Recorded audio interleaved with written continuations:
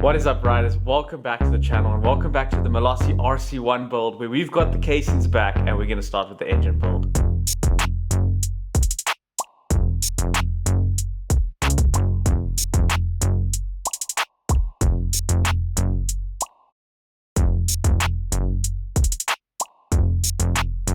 Alright guys, so we've got the casings back from machining. We basically machined out the main bearing area for the crank, and that was done by Byron. He did an amazing job. He also filmed it for his YouTube channel, so if you want to see that video in depth, check it out in the links down below. But awesome job that he's done, and we are able now to fit the bigger crank, which is supplied by Malossi. We're also going to do the top end, we're going to get the gearbox in, and hopefully the drive. So let's do that.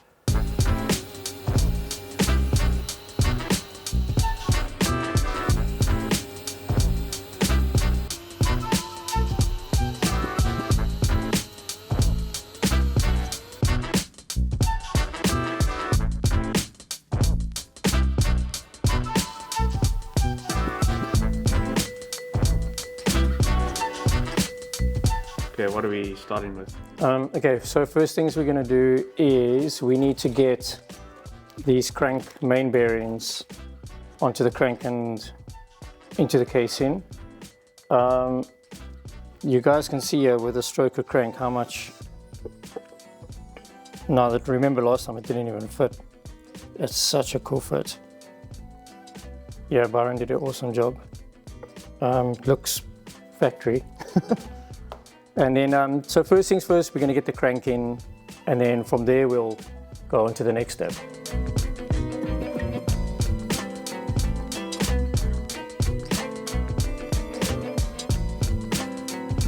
Because logically you would think it would go this way to drop in.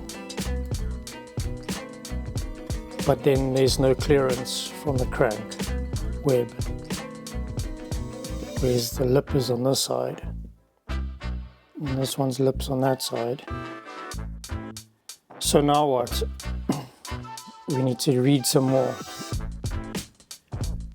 Okay, cool. So the two main bearings are completely different. One's a ball bearing, and the other is a thrust first, like roller bearing. So this one is going to go on the drive side because that's where the most load is going to be on the actual crank. And then obviously the ball bearing is going to go on the stator side. The inner races are different in thickness. So the outers are exactly the same, but the inners are different. This one's got a lip, which is going to face the crank. That's going to keep the crank away from the bearing itself or the outer. And then the same with this one. This one's got an insert, which is pretty cool. So we'll be putting that in there, putting this one on the crank. And then when the crank's in that side and we assemble it, then it's just going to slot straight in like that, making our life a little bit easier. So what we're going to do now is heat up the casings. We need to heat them to at least 100 degrees. We're going to use the heat gun and then just drop them in. Today's quite a cold day, so I'm not going to refrigerate the bearings. I'm going to just leave them as they are. And then we'll just drop them straight into the crankcase. So let's get heating.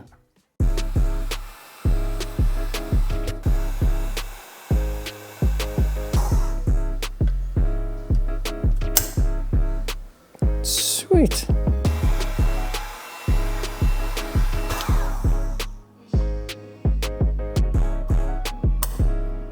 There we go.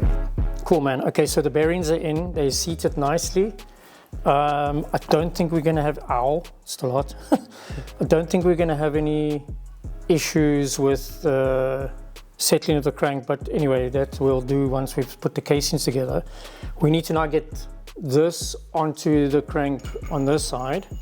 So what we're going to do is just warm up this a bit more with the heat gun and then just drop it over. And then once that is on, we need to get the crank into this bearing. So we're going to just warm this one up a bit, drop the crank into here, let it cool down, then we will basically seal the two halves and then flip it in, and then we're done. And then we can close it all up and torque it all up. So let's get this onto the crank.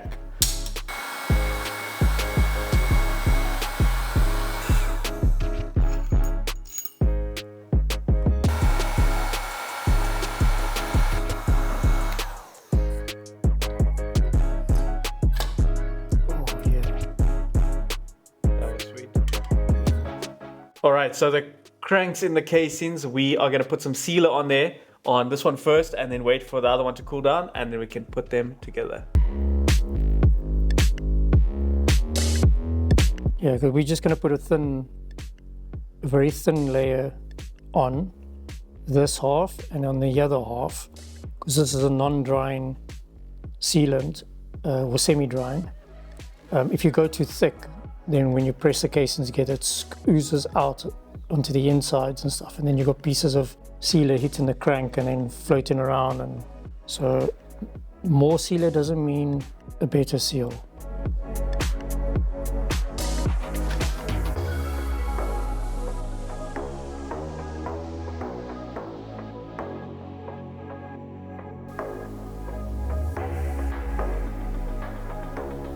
All right, so we've got the crank in now onto this half. The other one should be a lot easier because it's got the splittable bearing and it will slide in very easy. It's probably for engine rebuild, so this motor is like an MX motor and you're most likely gonna have to rebuild it every few hundred hours. So yeah, let's put the two halves together and we can bolt them together properly.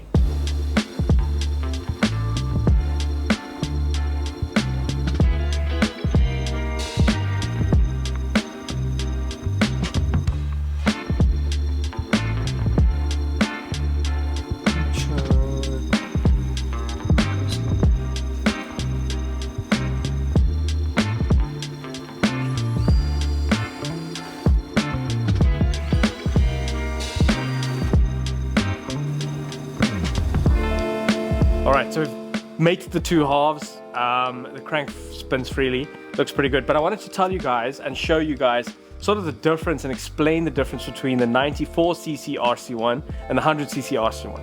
So the 94cc RC-One has the same bore barrel, a 52mm bore. The only difference with this is it's actually got fatter transfer ports on the 100cc. So that's the only difference on the barrel. So same bore, technically same piston. Then with the crank is a 50mm stroke on the 94cc and a 52mm stroke on the 100cc, giving it a 2mm longer stroke, which translates to 6 cc's more. So that's kind of maybe a rough explanation of what the main differences on the top end are between the 100 and the 94cc. They also say that with the 94cc, it revs a lot higher with a smaller crank. It spins up faster, so it revs to I think 14,000 RPMs, whereas this one will have a little bit more torque and they say a bit of a broader power band. So it'll be interesting to see how that goes. And then obviously with the 94cc, they run mostly up to a 28 mil carb. We're going to run a 30 mil carb because you can run up to a 36. We're so close to the coast that we don't need to run such a huge carb. We have such dense air here, which is to our benefit. So let's get to putting these studs in and building up the top end.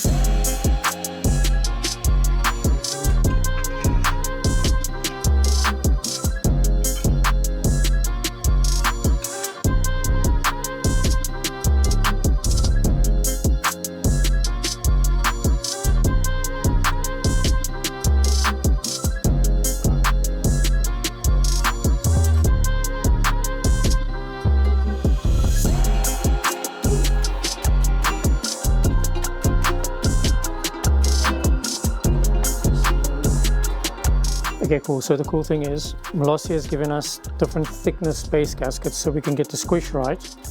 So what we're going to do is we're going to just assemble it, check the squish, and then decide whether we're going to go bigger or thinner.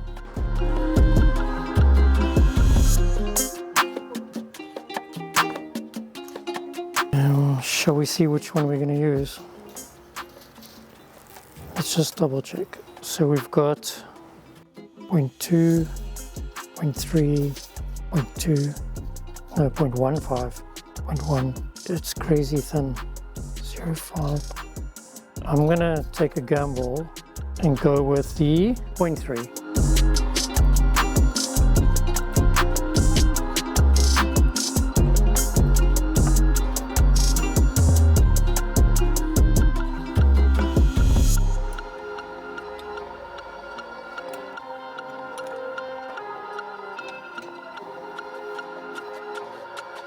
So we want to stick a piece in there, 4 of them.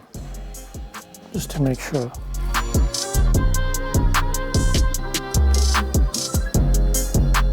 Okay, so what I'm going to do is we're going to assemble the head onto the barrel. We've got the pieces of solder in there which are 1.5 mil. We want to go 1 mil.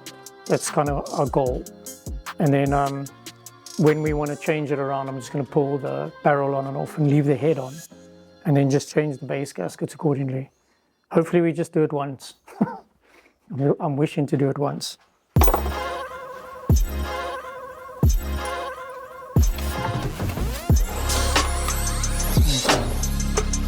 Here we go.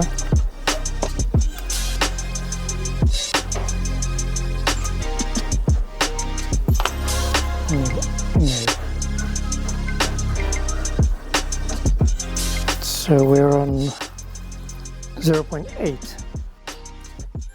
0.8. So we want to add on 0.2. So we're probably going to go for the thick gasket. 0.3. And we want extra 0.2. So we're going to have to run these together to get to the 1 mil.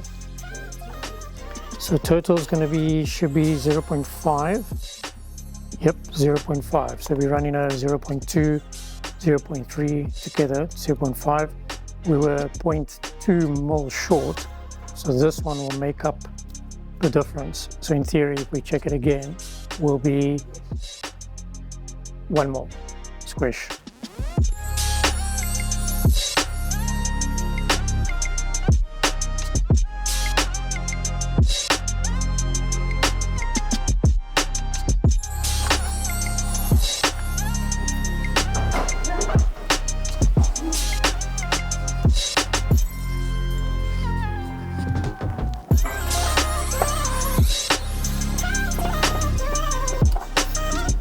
So we've got the top end all complete, torqued up and ready to put the water jacket on. So I'm going to be installing that.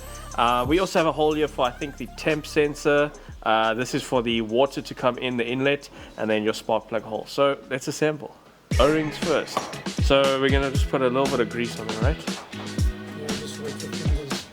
Greased up. And this one I've got some residual on my fingers. Okay, so let's put the first O-ring on. Nice and seated. And then let's put this one in here.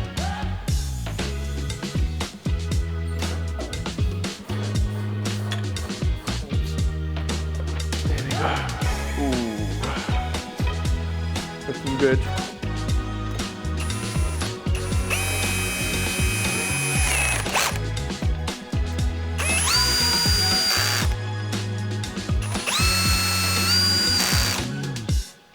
Now that we've got this on, we are going to be running a temp sensor in here, but for now, I think let's just blank it off so we don't get any dust in the water area. It doesn't really matter, I guess. But I'm just going to put this in here while we wait for the next step. So that's, if you weren't running a temp sensor, you would be running this piece over there. We've also got our inlet and outlet. So we've got the inlet and then the outlet we have over here, and we'll put that in as well. So I've got this tiny little grub screw here, or little tiny screw that we're going to be using to put into this hole. Now this hole is where you bleed the system. So it's at the bottom, you open this, it's going to, no, it's at the top. So this is where you would bleed the system. So we're going to put our grub screw in there to close it off for now. When we do the cycling and bleeding, we will open this for the air to escape. Okay, so we are pretty much done on the top end for now. We're not going to touch the ignition yet. So I think let's do the gearbox. Starting in the rear, we've got the awesome cover. It's going to look amazing. It's already got all the bearings in from Malossi, which makes it a lot easier for us. A little bit less work. Pretty cool. We've got our output shaft to the back wheel. So that's going to have to go and get pressed in there. And then we've got some more gears, I assume, in here. So we've got our gears for our actual gearbox. I'm not sure what the ratios are, but I'll put them up on screen. And then we've got the final box, which is another, probably the input shaft. Yep, the input shaft and another gear for the gearbox. So we've got everything all together now, and we can start assembling the gearbox.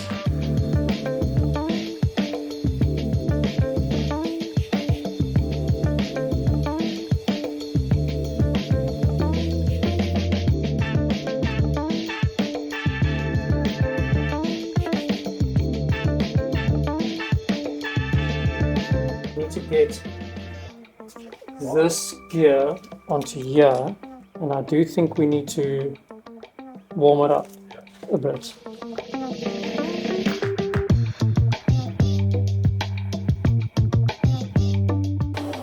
So while my dad's heating up that to get pressed onto the shaft, I wanted to speak about some of the differences between the 100cc RC-One gearbox and the 94cc RC-One gearbox. So they're actually different, and just by looking at the bearings, like this one won't even run a needle bearing, whereas the 94cc does. So we've got different shafts, bigger shafts, we've got a different gear ratio, and we've got, I think, bigger bearing. So for the 94cc, the primary gear ratio is 13/44. The secondary ratio is 13/42, giving it a 10.92 to 1 gear ratio.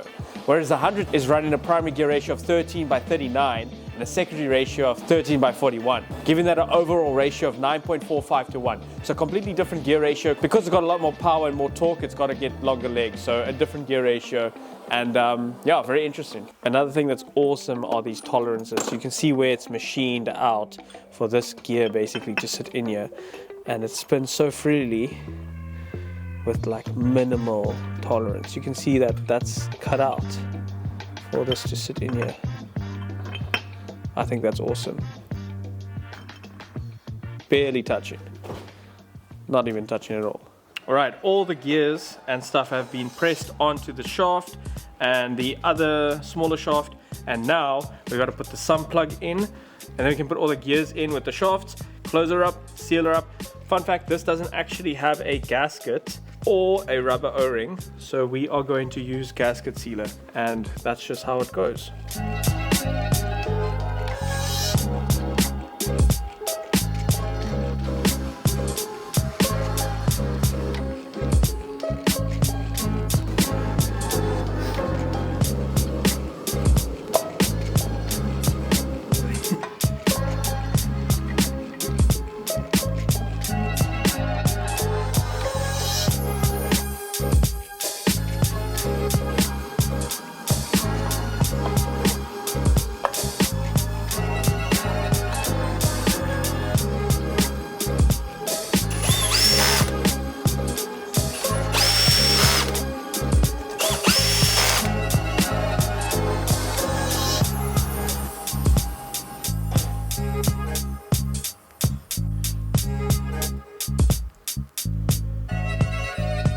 Alright, gearbox is all together, the top ends on. Next step is to pre-assemble the drive so we can install.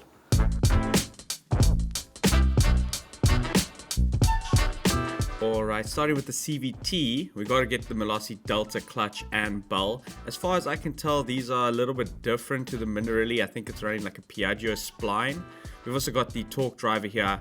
I think this thing looks so beautiful. Looks really awesome. We've got all the seals and everything with that as well. So we can disassemble, make sure it's greased up, and then carry on. Check out how many grooves there are. There are so many, and they actually all run pins. Making sure I'm not stupid and dumb, I'm scanning the QR code so that I can know how to put this thing together properly.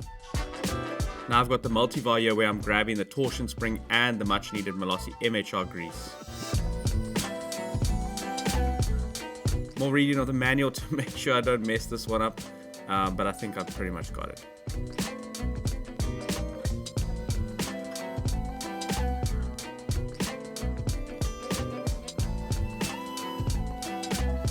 Pulling both halves apart, just inspecting everything, getting the O-rings on and the seals so that we can grease this baby up.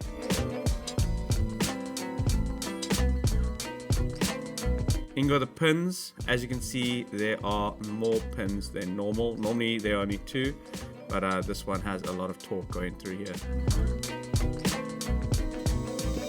Now for the Malossi 7.1 MHR grease, one of the best. We're going to fill all these grooves, even the ones without pins, so that we can make sure this is all greased up, lubed up, and never going to seize.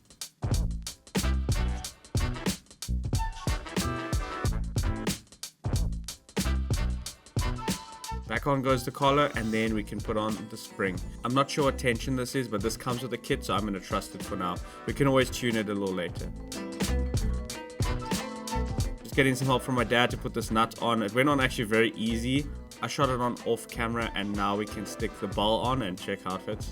The kit came with a few washers, so I was just checking the clearance here, making sure that the belt doesn't need to be shimmed away so that it doesn't hit on the casing or the torque driver. Back to the multivar kit. This is the Over Range kit for basically like Piaggio motors, so it's got all the same splines. You can see this variator kit comes with the fan pulley, which I don't really see in most variator kits, so that's pretty awesome. We did also get another cam that came with the crank, and I believe this is because the crank splines are also a little different. This kit comes with two sets of rollers, 4.3 and 3.5, so I think we're going to run the heavier rollers for now since we're pushing out way more power.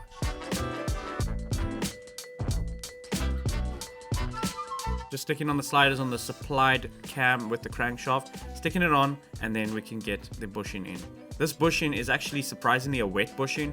Most of Malossi's ones go away to a dry bushing, but I find it quite interesting that this one gets a grease groove. Once again, filling up the groove with the MHR grease, and we are one step closer to fitting the CVT.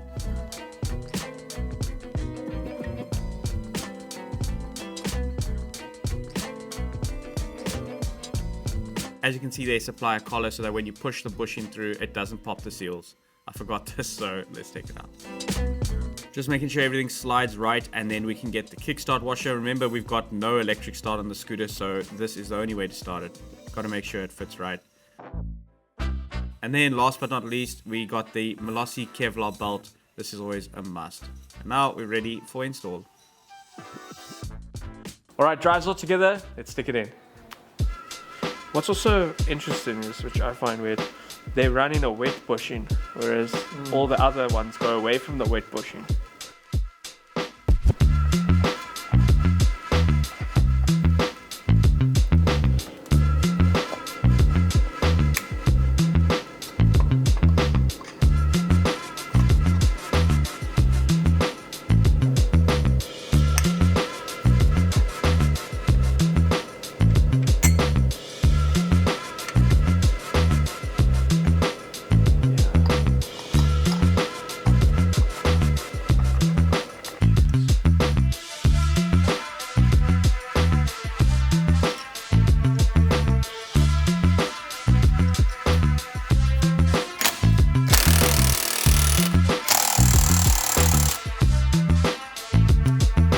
Motor is coming together really nicely.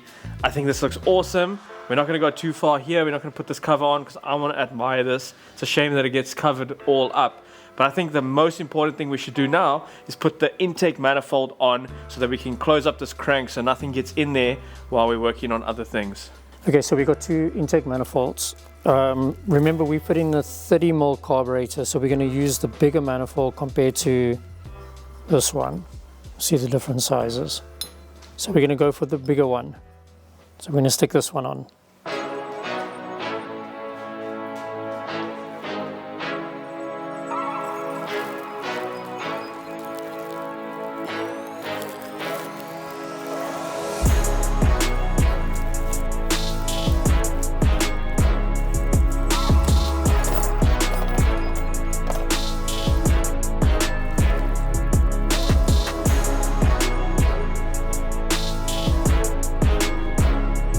Alright guys, that is going to be it for this part of the build. Thank you so much for watching. If you want to be kept up to date with this build and others, leave a like, comment down below and subscribe. It helps us out a ton. So don't miss out, subscribe, and we'll see you in the next one.